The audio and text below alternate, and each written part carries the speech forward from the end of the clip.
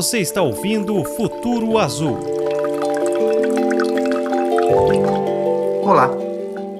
A revolução silenciosa das águas subterrâneas no Brasil. Este é o nome de um importante estudo realizado pelo Instituto Trata Brasil, junto com o Centro de Pesquisas de Águas Subterrâneas da Universidade de São Paulo, com o apoio do Instituto de Geociências da USP, da Academia de Ciências do Estado de São Paulo, do Instituto de Estudos Avançados USP Cidades Globais e da Associação Brasileira de Águas Subterrâneas. Começa aqui mais um podcast Futuro Azul do Grupo Atlantis. Aqui é o jornalista Cláudio Schuster. E para falar sobre o tema, eu converso com o professor Ricardo Hirata, no Instituto de Geociências da USP e diretor do Centro de Pesquisas de Águas Subterrâneas da Universidade. Em seus 37 anos de vida profissional, o professor Hirata trabalhou em mais de 30 países com pesquisa e assessoria a governos e empresas.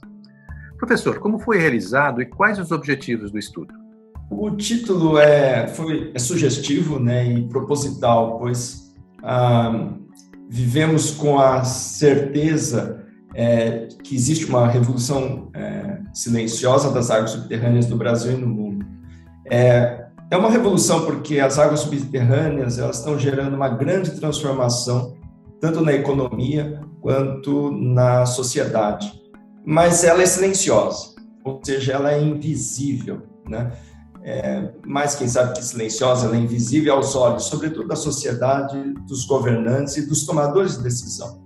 Assim, o estudo ele foi encomendado pelo Trata Brasil para o CEPAS, para o Centro de Pesquisas de Águas Subterrâneas da Universidade de São Paulo, a qual eu sou diretor, e que tentou fazer duas coisas, basicamente, mostrar a importância das águas subterrâneas e também, mais do que mostrar a importância, demonstrar a importância das águas subterrâneas com números, com evidências, com dados, e também sobre os riscos que a água subterrânea estão tendo devido aos problemas de falta de saneamento, principalmente no Brasil. É possível dimensionar esse volume de água no país? E como a gente atua também bastante no Sul, a gente sabe que tem o aquífero Guarani, enfim, situar um pouquinho para quem está nos ouvindo, está nos vendo, essa dimensão, e a importância dessas águas subterrâneas. A importância ecológica e econômica das águas subterrâneas do Brasil é imensa e é imprescindível. Acho que são duas palavras que caracterizam bem as águas subterrâneas, além de serem invisíveis. São as três palavras que eu gosto muito de usar quando me relaciono com as águas subterrâneas. A importância econômica ela pode ser aferida de duas formas. Uma é o próprio valor da extração da água subterrânea. Pensando em termos de economia, nós temos uma quantidade, um volume de água, uma vazão de água extraída por ano, por todos os poços, por 2,5 milhões de poços que existem no país inteiro, e que se você fosse transformar isso em dinheiro, isso daí representaria alguma coisa como 12 a 15 bilhões de dólares. Então, ou seja, a economia que está por trás das águas subterrâneas é alguma coisa que representa 12 a 15 bilhões de dólares, o que não é pouco. Uma outra coisa também, quando a gente fala, e o estudo mostra isso claramente, ele demonstra, mais do que falar, mas ele demonstra utilizando dados oficiais, então não são dados de um pequeno estudo acadêmico, alguma coisa. Nós usamos os dados oficiais, IBGE, SNIS, ANA, e tentamos, a partir daí, interpretar esses dados. E uma outra importância econômica que a gente vê é que a totalidade dos poços que existem no Brasil, que, como eu disse, representa mais ou menos 2,5 milhões de poços tubulares, o que são chamados popularmente de artesianos. Eu não estou falando dos poços escavados, porque esses demais representam outros, junto com as nascentes, que também é água subterrânea, representam outros 2 milhões de extrações.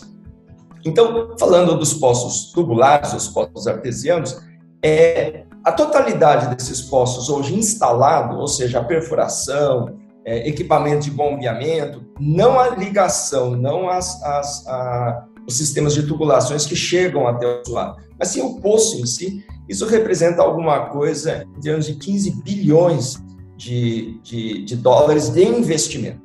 Só para ter uma ideia de quão grande é isso para os seus ouvintes? Isso representa 6 anos e meio de todo investimento em saneamento no país, né? Então, é um parque, é uma estrutura, uma infraestrutura de abastecimento que está a serviço da economia e da sociedade no Brasil. Então, esses são os números e acho que esse daí é uma grande contribuição do estudo. Quando a gente fala sobre a importância ecológica, porque eu gosto de falar que as águas subterrâneas ela tem basicamente 3 importâncias. A econômica, que nós acabamos de dizer, a social, porque a gente pode falar do que representa e onde as águas subterrâneas realmente fazem a diferença para o país, e a terceira é a questão ambiental, né? E nessa questão ambiental, só vou dar um outro número, que também é da própria Agência Nacional de Águas, né, que 90% dos rios brasileiros, 90%, não é pouco, é a totalidade quase dos rios brasileiros, dependem ou têm fluxos de água subterrânea. Explicando, as águas subterrâneas, né, que estão contidas nos aquíferos, elas são recarregadas, normalmente no Brasil pelas chuvas, né, em outros países pode ser pela neve, pelo degelo, etc., mas no Brasil, basicamente, a chuva. Então, ela cai sobre o solo, uma parte dessa água infiltra, né, e chega até a água subterrânea, até o aquífero. Lá dentro ela flui, e claro que essa água estando em movimento, porque dentro do aquífero ela não está parada, ela está em movimento, e ela sai em algum lugar, né? Tem uma entrada, tem que ter uma saída. E a saída da água subterrânea se faz, principalmente no Brasil, em rios.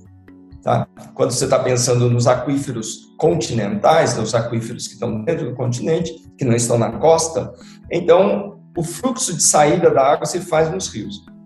Isso nós chamamos de fluxo de base. Então, ou seja, é muito interessante quando você olha um rio, né? Você vê que estamos numa forte estiagem hoje, mas os rios continuam tendo água. De onde vem essa água? É subterrânea. É a água subterrânea que está saindo dos rios e que está abastecendo, está saindo dos aquíferos e abastecendo os rios. Então, isso dá perenidade nos rios. Então, em alguma proporção, entre uma vazão muito grande ou uma vazão menor, ou seja, isso em 90% dos rios brasileiros, tem essa contribuição. É claro que esse fluxo subterrâneo tem várias funções ou vários serviços ecológicos. Uma é a perenidade do rio. Então, isso significa que a vida do rio depende da água subterrânea. Porque imagina o rio secar em parte do ano, como existem alguns rios que secam. Ele, na estiagem, ele seca e aí tudo que está vivo lá dentro morreria. Vegetação, economia, etc. Mangues, pântanos, tudo são dependentes. E claro que na região costeira, os mangues, por exemplo, é uma mescla entre água salgada e as águas doces, que são de rios, mas principalmente de água subterrânea também. Então, a vida de mangue depende da água subterrânea, a vida dos pântanos depende de água subterrânea, a vida... E claro que também, pensando dentro de uma cidade, você pode falar de transporte de sedimento, diluição de esgoto. Então, são todas funções ou serviços ecológicos importantes para a água subterrânea. Por exemplo, outra coisa, durante a estiagem, que nós estamos nessa estiagem, você vê grandes árvores, né? Grandes árvores. As árvores estão lá, não recebem rega, porque não está chovendo, né? Então, você fala, de onde que a árvore continua vivendo, né? Ela precisa de água, né? Porque as raízes chegam nas águas subterrâneas. Então, se você pensa numa floresta, a floresta ela passa um tempão sem chuva, extraindo água subterrânea. E tem plantas menores, que não têm raízes tão profundas, elas vivem da umidade do solo. Como que faz isso? As grandes plantas, as grandes árvores retiram a água subterrânea, trazem isso mais para a superfície do solo, isso mantém a umidade do solo, e essa umidade do solo mantém a vida de florestas. Então, a água subterrânea, ela transversalmente anda em todos os ecossistemas brasileiros que nós temos aí. 52% dos municípios brasileiros, esse também é um número bem interessante, são, em alguma medida, dependentes das águas subterrâneas para o abastecimento público. Tá? Então, quando a gente vê que a maior parte dos municípios, elas são abastecidas por água superficial. Tá? Então, esse é um ponto. Mas quando a gente vai para os pequenos municípios, né, a gente começa a ver que as águas subterrâneas ela ganha uma importância, porque poços são muito mais fáceis de operar, poços são muito mais, comparativamente a uma estação de tratamento de água, ou seja, a captação, adução, tratamento e distribuição, a água subterrânea ganha, sobretudo em pequenos sistemas, porque a água subterrânea normalmente são potáveis, você extrai a água e já pode distribuir diretamente na rede, né? O que normalmente as empresas fazem é floretação, por uma questão, inclusive, de lei, e cloração, algum tipo de desinfecção, porque também, obviamente, garante a qualidade até a ponta, né? Então, mas a água em si, ela é de boa qualidade. Normalmente, a grande parte das águas brasileiras são potáveis. Professor, o estudo também fala sobre a questão dos poços irregulares. Então, gostaria que o senhor tratasse um pouquinho sobre esse tema. Esse estudo do Trata Brasil com o CEPAS, com o Centro de Pesquisa de Águas Subterrâneas, a gente vê que, se você for pensar no Brasil inteiro, nós temos um nível de irregularidade acima de 80%, 90%, né, por muitos estados.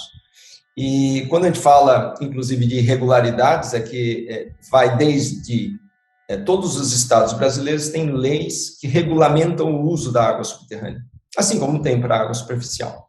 Então, se você é um usuário a partir de uma determinada vazão, né, que não é uma vazão insignificante, é uma vazão importante, cada estado estabelece o seu, você tem que fazer um pedido de outorga, um pedido de licença para perfurar, e depois o pedido de licença, você pede uma licença para explotar ou para retirar a água desse aquífero. Quando a gente fala, então, de irregularidade do poço, que juridicamente é mais o termo, né, ele é irregular, o que acontece é que ele não passou por esse processo. Ele simplesmente perfurou o poço e utilizou o poço.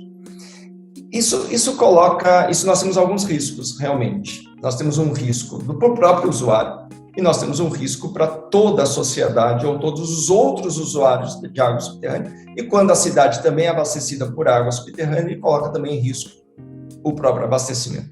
Um deles é o seguinte: quando você tem, imagine, qualquer recurso em que você tem um nível de irregularidade de 80%, de 70%, você não regulariza isso. Você não gestiona esse sistema, né?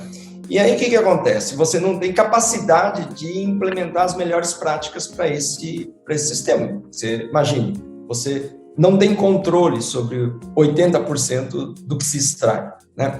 Então, o que acontece? Você pode conduzir um aquífero a um processo que nós chamamos de superexplotação, porque justamente você não consegue controlar os usuários. Esse é um problema que afeta, obviamente, a concessionária, e como ela afeta a concessionária, os níveis aquíferos baixam muito mais do que poderiam.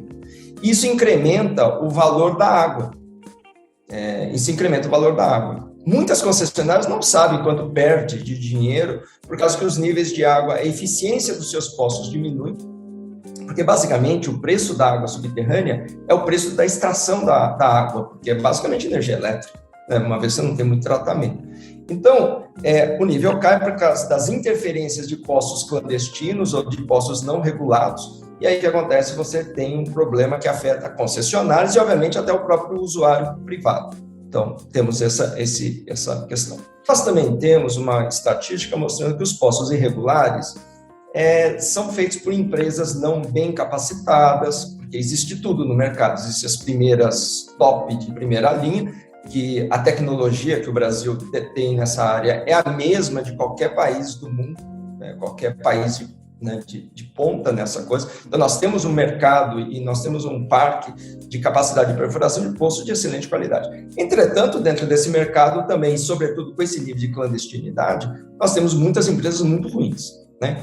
Que não fazem poços, como dizia o meu professor Aldo Rebouças. Ele dizia, não, eles fazem a diferença entre uma intervenção cirúrgica, que é o poço, e uma facada, né? Porque que é o poço clandestino, que é o poço mal construído. Né? Então, ele falou, tem uma grande diferença entre um corte cirúrgico e uma facada, né? Então, ele dizia isso. E claro que se é uma facada, né? O cara, para reduzir custo, principalmente, porque é a tônica desse mercado menos técnico, o que ele faz? Ele economiza coisas. Ele economiza em cimentação sanitária, que protege o tubo de cimentação, o tubo de proteção sanitária, a cabeça do poço, né, a parte superior do poço, que tem evita que a água superficial adentre o aquífero. Ele é uma obra mais bem construída para conceber proteções, obviamente. Então, muitos desses poços não têm isso, não são bem construídos. E depois, a outra coisa que isso realmente é importante, muitos deles também não têm análises químicas. E não é qualquer análise química. Da mesma forma com que o pessoal de água superficial presta atenção em vários parâmetros físico-químicos que são importantes para a água superficial, né? Inclusive DBO, por exemplo, que acho que para mim é o melhor exemplo dos engenheiros sanitários. DBO ela é importante por causa da carga orgânica que chega em rios, só que em aquíferos, DBO não tem muito significado, porque, como eu disse, o solo é um grande reator de degradação de contaminantes. Entretanto, por exemplo, solventes clorados, que têm menos importância para a água superficial, porque eles são voláteis. Então, dentro de um rio, do córrego do rio, a água vai se movendo e vai volatilizando esses produtos. Esses solventes clorados são muito persistentes em águas subterrâneas. E são análises caras, são análises feitas por laboratórios muito especializados, e aí muitos desses usuários não têm nem conhecimento disso. Muitas empresas, essas ruins, não têm nem ideia de que, dentro daquela grande lista de parâmetros de potabilidade, a única coisa que ele vê é que é muito cara fazer aquela lista. Então, o cara economiza aí. E tem aquela máxima que é impressionante, que as pessoas falam, não, a água subterrânea é sempre limpa. Não, ela é contaminável e tem esses riscos. Então, voltando então à questão da irregularidade, aí nós temos o problema então de qualidade, e um poço mal construído, ele é uma conexão entre a superfície, que pode ter águas mais contaminadas, ou água inclusive de enxurrada contaminada, e se ele é mal construído, pode inclusive fazer com que essa água entre dentro do aquífero e atinja níveis mais profundos, que geralmente são de boa qualidade. Então, os poços podem ser feridas realmente que conectam águas contaminadas superficiais, que não deveriam entrar dentro do aquífero, não passam pelo solo e não tem esse processo de proteção, e atingem a água subterrânea e contaminam as águas subterrâneas. Então, poços irregulares têm todo esse problema. Por exemplo, numa região que já é abastecida pela água potável, né? Uma pessoa que queira fazer o seu poço de forma regular, tudo direitinho, ela pode fazer como uma alternativa, e em que condições que ela deve fazer esse poço, por exemplo, nessas regiões, por exemplo, áreas urbanas que já estejam abastecidas pela água potável? Sim. O marco regulatório, né, de saneamento, que recém-publicado, ele deixa muito claro essa questão sobre a utilização de águas subterrâneas por usuários privados em áreas abastecidas, servidas pela rede pública, né? Isso já foi motivo de muita discussão e agora está muito claro. Se você tiver segundo o marco, se você for um usuário não unifamiliar, né, for por condomínios, por exemplo, indústrias, condomínios, serviços, etc., você pode fazer uso da água subterrânea, está amparada por lei, para utilização, mesmo que se ofereça água da rede, né? Isso daí traz, eu acho que, benefícios, inclusive para a própria concessionária, embora ela não reconheça muitas vezes, ela não tem clareza sobre isso, né, mas eu gostaria de falar sobre isso, e também traz benefícios gerais, então, até para a concessionária e para o usuário também, né? Uma das coisas que acontece, que é muito interessante, é que a invisibilidade da água, ou essa revolução silenciosa das águas subterrâneas do mundo, como era a publicação do Trata Brasil conosco, ela mostrou uma coisa muito clara. O 90% do abastecimento, do uso da água subterrânea no Brasil, ela é feita por usuários privados.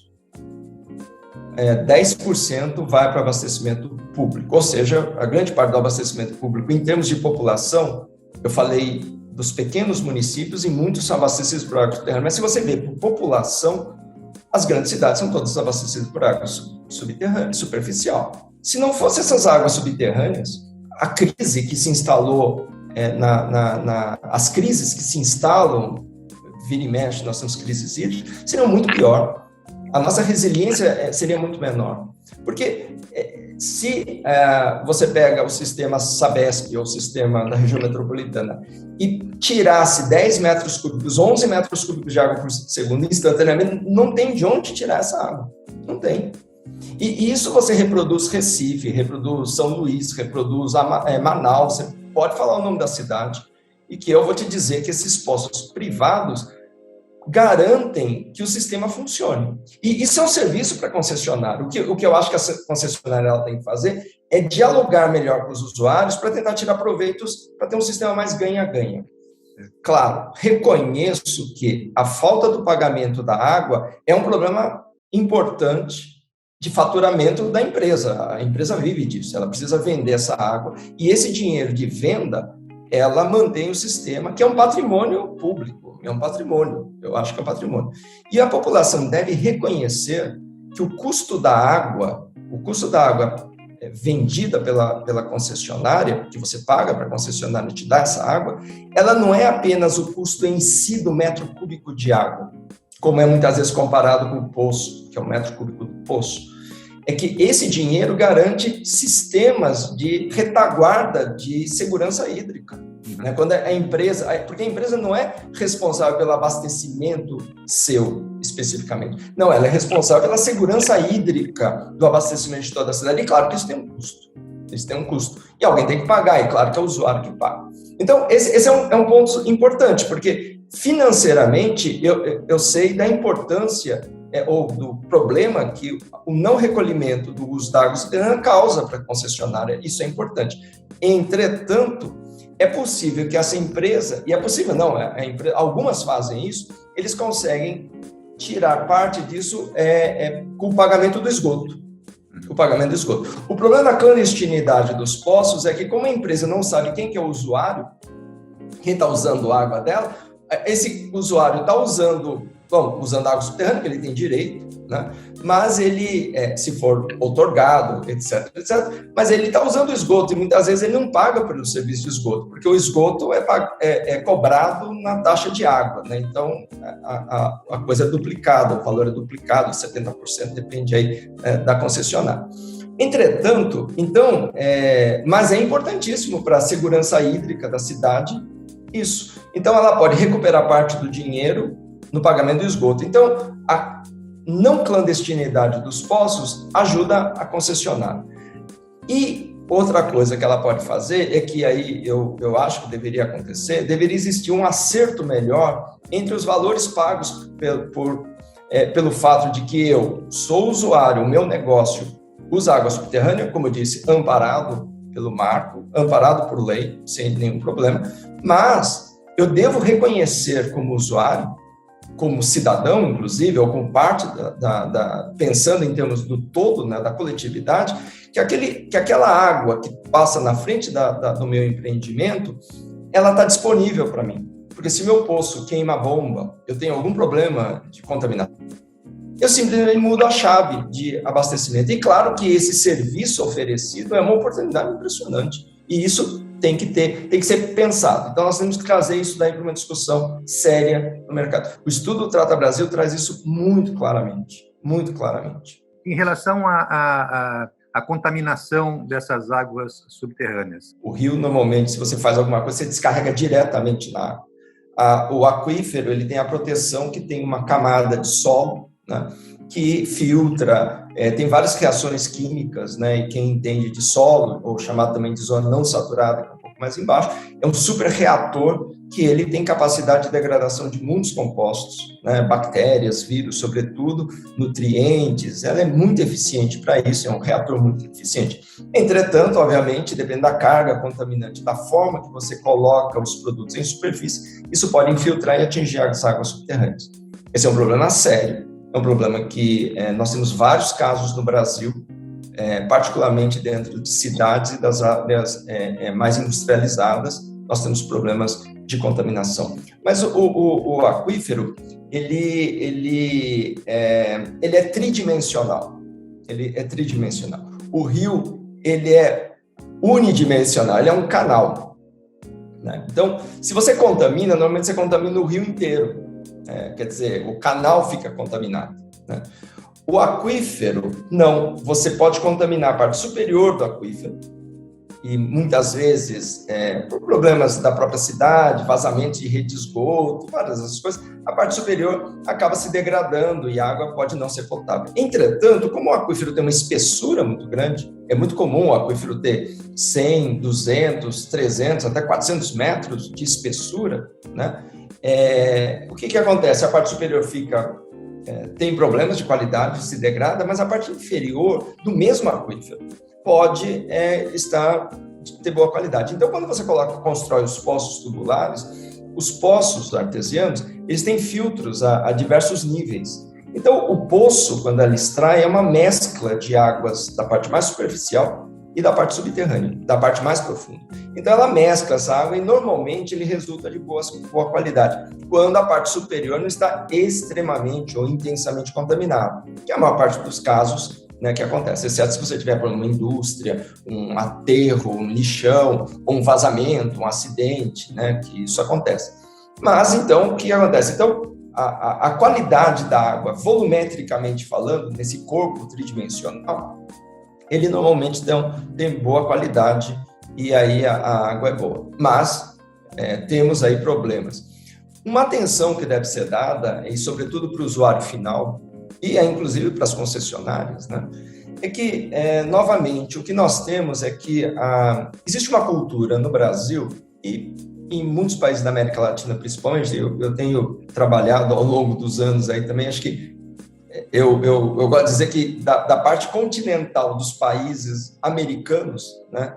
Ou seja, não as ilhas caribenhas, principalmente, eu acho que eu trabalhei em quase todos os países da América Norte, Centro e Sul, e exceto as 3 Guianas. Eu nunca trabalhei nas 3 Guianas, todos os outros países eu trabalhei. Mas, então, sobretudo trabalhando para o Banco Mundial, para as agências internacionais e tudo mais. Mas, de qualquer forma, o que a gente vê é que existe uma cultura de água superficial entre os engenheiros que trabalham com recurso hídrico, muito maior do que com águas subterrâneas. Tá? A gente tem exceções, como Costa Rica, Chile, mas são exceções, e México, obviamente, mas o resto, você vê que quem está à frente da tomada de decisão, ou que dá um embasamento técnico, e no Brasil é muito bom, mas ele não foi treinado a questão das águas subterrâneas. Então, existe uma frase interessante do Mark Twain, que ele fala assim: quando tudo que você tem na mão é um martelo, todas as suas soluções se parecem prego.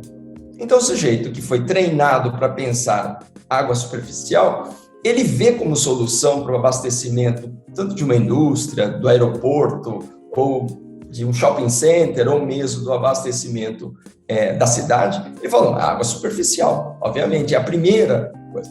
E ele não pensa na chave de fenda, que é a água subterrânea. Então, todo mundo na vida, eu já fiz isso, né? Você tinha um parafuso e tinha que botar o parafuso na parede, a única coisa que você tinha martelo, você mandava ver, né?